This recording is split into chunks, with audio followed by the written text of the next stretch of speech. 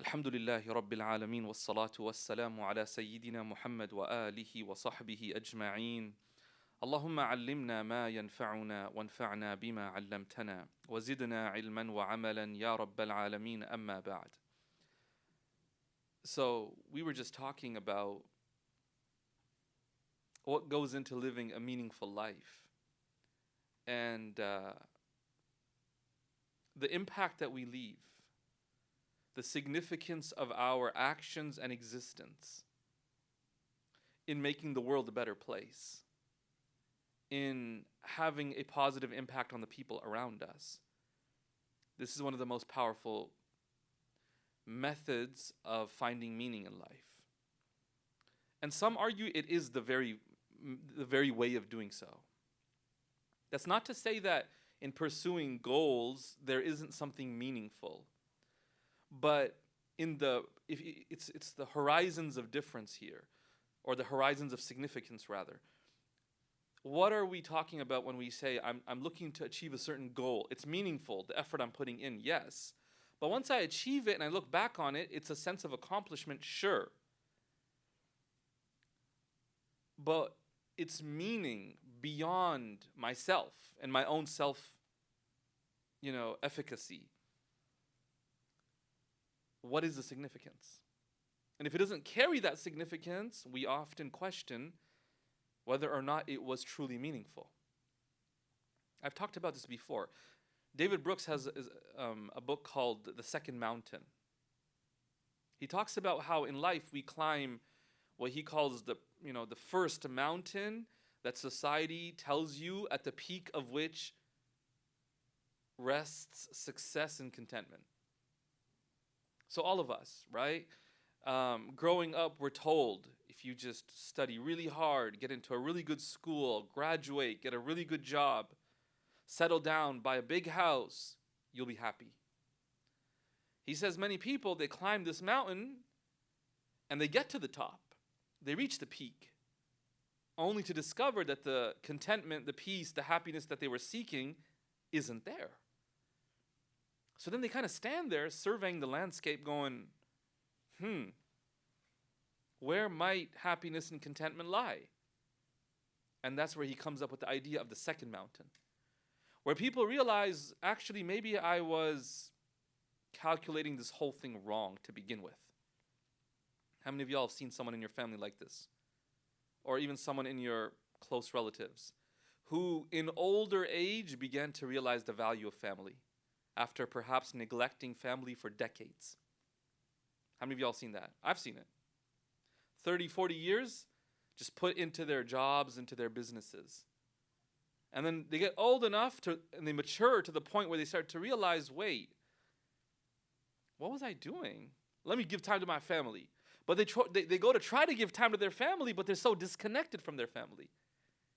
Because now the kids have grown up. Now the kids are 20, 25, 30. They don't know their parents. So Brooks talks about how people then try to climb a second mountain looking for something fulfilling. A lot of people in older age, they'll go traveling. They're like, you know what? I haven't seen the world. Let me go see the world. And before that, they thought it was a waste of money. Right? They're like, this is a waste of money. You told them that you were trying to go to Turkey. They're like, astaghfirullah, what a waste of money. But here they are, 45, 50 years old, and they're like, I'm going to Turkey. Because they change how they think about things. So Brooks talks about how we think meaning lies in self-accomplishment. And if we stick with that dream long enough, we quickly realize that's not the case. And then we're forced to make a decision. Either we keep trying to force it because that's what society told us, or we accept maybe we miscalculated. And so people start to work less hours. You ever seen that? Someone who was like a workaholic suddenly started to work less hours. And the whole family was shocked. Like, what happened to you? Are you okay? And they're like, yeah, no, I want to spend time with family. It's like, really interesting. No, because there was this realization that dawned upon them. That there's more to life than what the corporate world would have me believe. And so he talks about the second mountain being humanitarian efforts. People will amass large amounts of money. And one would think that they would amass it to just spend for their own luxury, but they get to a point where it doesn't satisfy them. So now they're like, let me go spend money there. I have a project in this country. It's like, what happened? What are you doing? Well, they realize that on this first mountain, this is not where contentment lies. Can you imagine that? Like, people become philanthropists.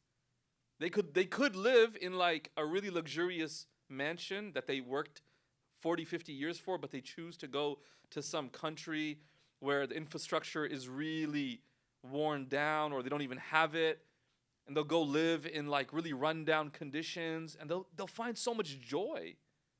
Like, who chooses to do that? It's someone who's realized that, wow, peace and contentment does not lie on the first that first mountain. It's the second mountain. And that often has to do with the impact you leave on other people. Now, for those of us who are like, look, man, you still talking about the first, second, we're not even halfway up the first mountain, bro. So what you talking to us about a second mountain for? Well, number one, because we can start thinking about the second mountain from now, number one. Number two, because if you look at your work, you might find it really hard to find meaning in your work. How many of you would say that you actually struggle with that? You struggle to find meaning in your work. Nobody? On this side, okay. I saw not a single hand on this side. MashaAllah. Y'all are content, mashallah. That's great. What can someone do if they don't find meaning in their work? One option is, alongside work, you go do something else where you find meaning. That's a common approach. I don't find meaning at work, so then I'll volunteer at the hospital. I'll go volunteer at Wijhah. I'll go do this. I will go do that. I will serve these people. I will donate here, right? I'll find something to do alongside my work where I find meaning. I want to share with you some research that's really fascinating, actually, by Amy Rosensky, who's a researcher at Yale. And she essentially was trying to figure out like the difference between what people call a job versus a career versus a calling.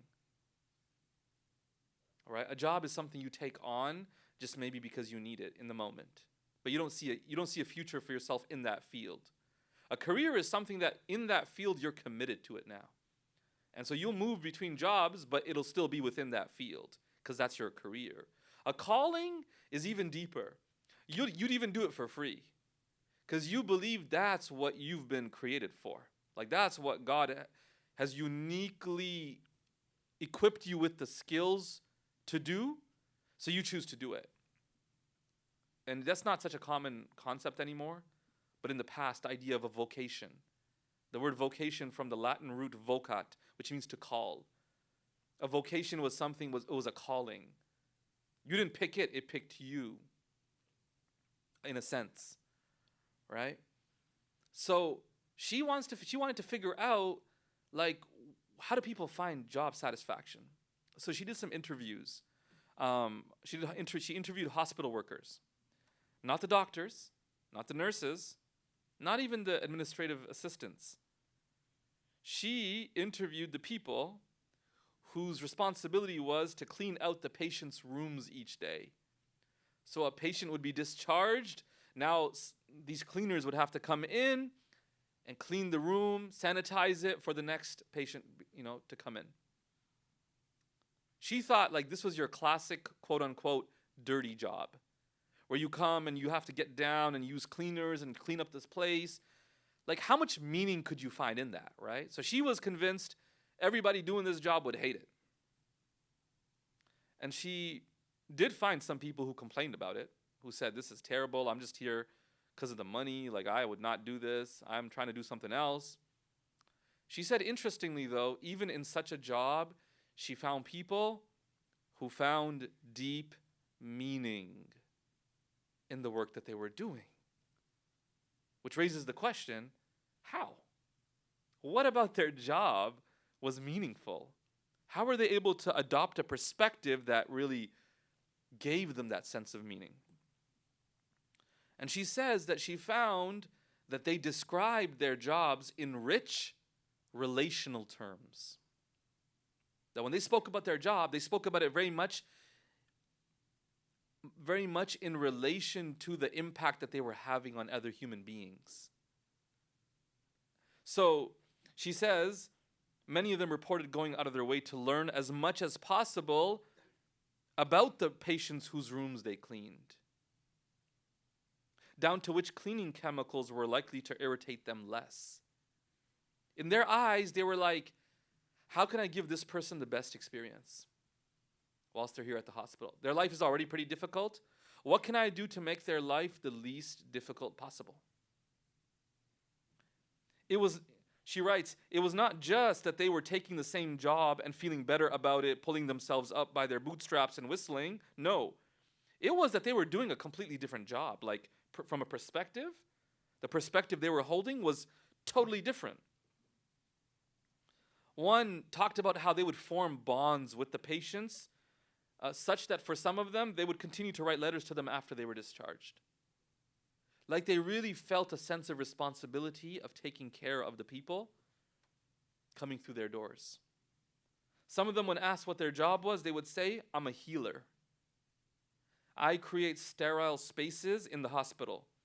My role here is to do everything I can to promote the healing of the patients. Without me, the hospital can't do their work. The doctors can't do their work. You start to see like, wow, these people realize the impact that their work has, and specifically its impact on other people. And as a result, they found great meaning in their work. And so she calls this job crafting. You can't always choose the job that you want, because sometimes the market, the economy's tough. And people get to a point where they just take whatever they can. But what she writes is people can craft their jobs, meaning they can approach their jobs from a perspective where they're able to find meaning. If only they can think about its impact and its relational element. Does that make sense?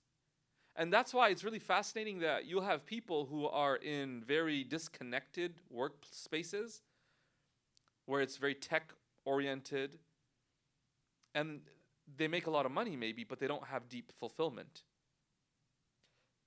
It was one of the common things I spoke to students about at the University of Waterloo. That students would complain about this, that, I'm graduating, I'm engineering, 5th year, 4th year, and they would be like, but I just don't know why I'm doing this. Like, I just feel like it's really empty. What's very fascinating is, on the other hand, we have people in, social sciences or in health sciences working in spaces where you're actually working with humans. And it's deeply fulfilling, and yet it can often lead to burnout. It's very common, right? Nurses burn out. It's like synonymous pretty much at this point. Many different of these different fields like that, which again I would say would reflect the difference we saw here in people's answers that they gave, right? So the reason I've been talking all about this idea, I've been talking about this idea to kind of build up to the topic for today. Which is, why are we talking about companionship and friendship so much? Why are we spending week after week speaking about this? Because maybe we haven't realized how much we need social interactions and healthy relationships.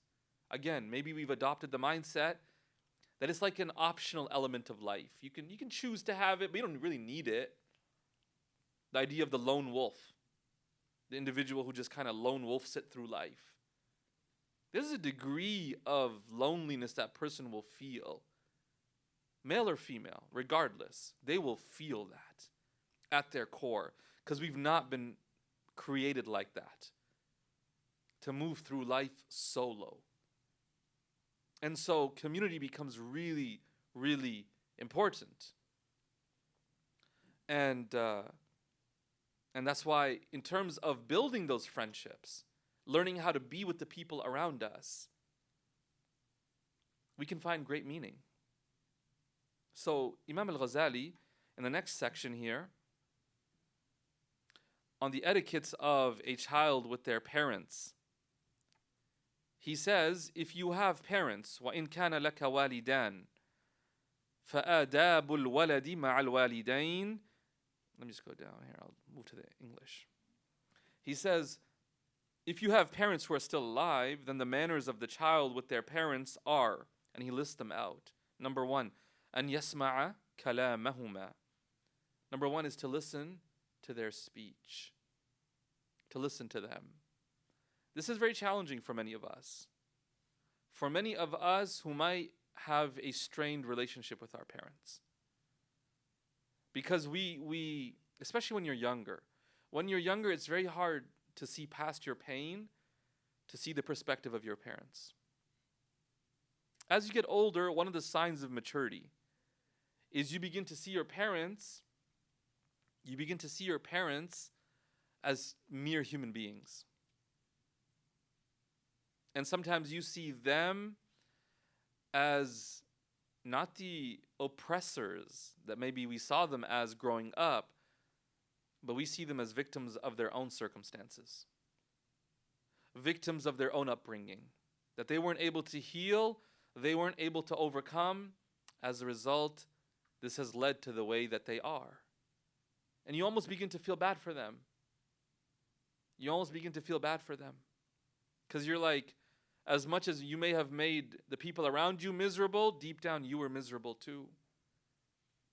Very often we see that parents not holding the best relationship with their spouse. And that's why the foundation of a healthy family is a strong spousal relationship. We have to be careful, guys. If Allah blesses you with children, one of the biggest mistakes you can make is to neglect your spouse and put everything into your child. And this is common. And it makes sense from a logical perspective, because you think, what? Allah has given me these children. I need to take care of them. I need to put them first. I need to do everything to take care of them. And in the process, you neglect your spouse. And then the spousal relationship suffers. And when that happens, then the dynamics of the family become imbalanced, and the children aren't really able to benefit from a healthy household. Because both parents don't have their needs fulfilled.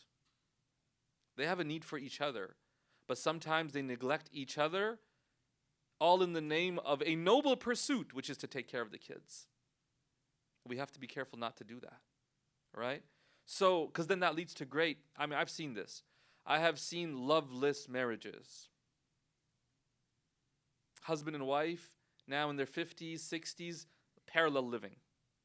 There's no love. There's a sense of duty to each other.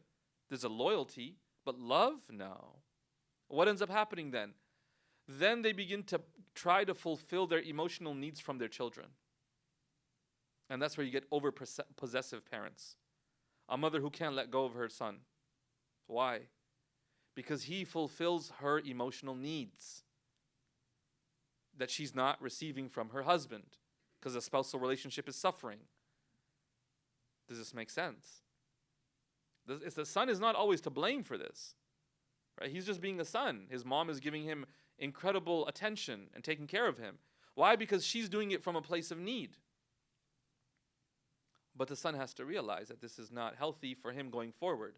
He will have to establish his independence. Otherwise, even if he tries to go and get married, his mother will continue to try to interfere. One. Number two, she will feel like her daughter-in-law is taking her son from her because she is so dependent on her own son. Do you understand this? And so you can see how a strained marriage can begin to affect the marriages of the children. And so parents really need to ensure that they don't neglect their relationship. So Imam al-Ghazali is saying that, look, as you grow older, you're going to have to start to face the fact that as much as you want to blame your parents for everything that's happening in your life, you can't. You can't blame them for everything. They will never be perfect. It's almost like some of us have this idea, I will only listen to them if they're perfect. I will only listen to them if they're perfect. What do you mean? You'll never listen to them then, because they'll never be perfect. So how good do they need to be for you to listen to them? That's my question. How good do they need to be? Where do you draw the line? You do your best. That's what our responsibility is as children, to do our best to listen to them. So he says the first etiquette is that you listen to what they say. Number 2, وَيَقُومَ لِقِيَامِهِمَا, that when you see them stand up, that you also stand up. And again, we come from a hyper-individualistic society where we almost feel like we don't really owe any etiquettes to anybody. Ours has always been a tradition of adab, of etiquettes. And that's why if you look at your parents, likely, especially in Eastern cultures, right, towards the East, anywhere outside of the West, really, there's a strong culture of adab and respect. And this is rooted in the prophetic example. There's a hadith about a man who came to a gathering. And the Prophet ﷺ, he kind of shifted himself. Have you ever seen that happen? Where there's space. So it's not like there's no space. But, you know, they just kind of make this kind of movement. You know what I'm talking about? How many of y'all have seen that? Everyone kind of just shifts themselves. And it looks weird because it's like, clearly there's space right there. So you don't need to move. They're going to sit there. And that's what the man said. He said, "O Prophet of Allah, there's plenty. Inna fil majlisi la sa'a." O Prophet of Allah, there's plenty of space in the gathering. He said, it is the right of a believer, of a brother, that when their fellow Muslim comes to join them in a gathering, that they acknowledge their presence. These are little etiquettes. Because this is how you build relations, through etiquettes. This is how you win hearts, through humility, through good character, right? By honoring other people. But I think here, especially in the West, we've lost this concept. We believe in customer service. It's crazy. So many of the concepts that are healthy for our normal relationships, we find them odd in our normal relationships, but totally normal in corporate settings or in workplaces. Like, we find it totally normal, right? To say, like, yeah, you go ahead first. And just that morning, we were fighting with our sibling to go to the washroom first. No, I'm going first. You always take 20 minutes, right? No, like, you go first. But yo, at work, go first. No, I'm serious.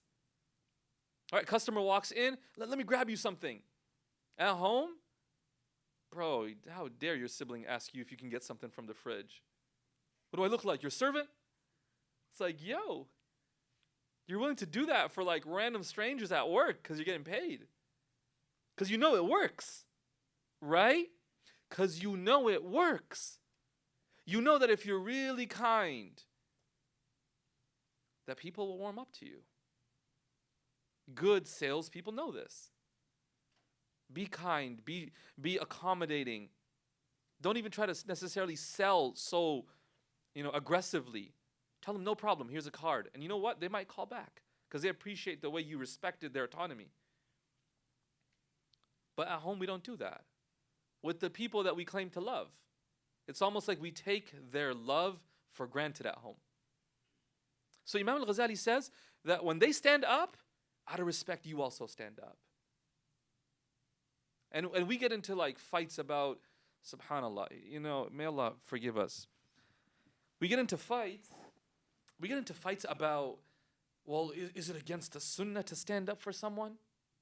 There's a hadith of the Prophet ﷺ where he says, the one who when they enter a gathering, they like that people should stand up for them, that person is preparing their place in the fire. None of us, when we walk into a gathering, should be demanding or expecting that people should stand up for us. It should not be something we like, where we feel like we deserve it or we're entitled to it. But the one who is sitting absolutely can stand up. Do you understand that? The onus is on the individual entering to not like it. Humble yourself. Remind yourself that you're not worthy of anything. That when these people stand up, it's not because you deserve it. It's them honoring you. It is fine for them to stand up, and we should stand up to honor people, especially elders, and most especially our parents. How many of you come from a culture where that's the norm? That if they enter the room that you stand up, all right? And these are adab. Adab. Right? It's mentioned in the hadith about the Prophet sallallahu alaihi wasallam with Sayyidah Fatima radiyallahu anha. When she would, and he was the daughter, she was the daughter rather. She would enter the room and he would stand up for her. The greatest of creation, sallallahu alaihi wasallam, would stand up for his daughter. Subhanallah. Right? And that's honoring someone. Next, Imam al-Ghazali, he says, وَيَمْتَثِلَ لِأَمْرِهِمَا, that they submit to what they say, to doing what they say. When they ask us to do something, that we do it. Next, وَلَا يَمْشِيَ أَمَامَهُمَا, to not walk in front of them. And remember, etiquettes are to some degree relative, to some degree. So what might be considered an etiquette somewhere else may not be an etiquette here. Right? But there are some commonalities. To not walk ahead of them. How many of you grew up in a culture where if you're sitting in a gathering, you don't speak if you're the youngest? Anyone? You sit quietly. You let the elders speak. Right? And if they ask you a question, then you speak. Understanding what? I'm here to learn. I'm sitting amongst people who know more than me. I'm sitting amongst people who have more experience than me. If they ask me, I will share what I know, but I acknowledge they know more. And again, for us coming from a Western culture, this is very hard. Right? Because we flatten every hierarchy that exists. There cannot, because inherently we see hierarchies to be abusive. What do you mean? And again, that's most places except the corporate spaces. There, people are more comfortable accepting this idea. But at home, and think about the wider society, we're at a point now where people will call their parents by their names. They'll call them by their names. In our tradition, this is not something a person does, right? Because it's considered disrespectful. وَلَا يَرْفَعُ صَوْتَهُ فَوْقَ أَصْوَاتِهِمَا. The child should not raise their voice above their voices. Look, I understand sometimes our parents make mistakes and they may raise their voices. That does not justify for us to raise our voices. We will not be questioned about our parents' behaviors. We will be questioned about our behaviors. How do we choose to respond? How do we choose to speak? وَيُلَبِّيَ دَعْوَتَهُمَا, that if they call you to answer them, from the adab, from the etiquettes, is if they call you, you answer them. That you are intent upon seeking their good pleasure. That you lower to them the wing of humility, to be humble with them, to not remind them of your goodness towards them, nor of the fact that you're taking care of their affairs for them. This is very important, guys. This is important with everybody. We are not a people, let me make this very clear. We are not a people who after dinner send out receipts and our Venmo for people to transfer. That's not what we do. Right? You owe me $2.74, right? Because you had the extra dipping sauce. Like, we don't roll like that. We are people who take pride in spending on others. And once we spend, we forget about it. Choose to spend and expect your reward from Allah. Right? We do not bring it up again. Hey, last time I did this. Yeah, we can do this. We can argue, last time you paid, so this time I paid. That's a valid argument. But not, last time I paid is your turn. We don't roll like that. Do you get what I'm saying? We are people who do not remind of favors. In multiple languages, there's a saying that do good and then throw it in the ocean. Meaning forget about it. Throw it in the ocean. Don't even mention it again. the fact that we paid or that we did something good. No, our reward lies with Allah. This is known as men in Arabic, men. So Allah subhanahu wa ta'ala says, don't ruin your charity by reminding the people of your favor. لا تبطلوا صدقاتكم بالمن والأذى. And the last few things Imam al-Ghazali says in regards to their etiquettes is that don't look at them askance, not to frown in their faces, and not to travel except with their consent.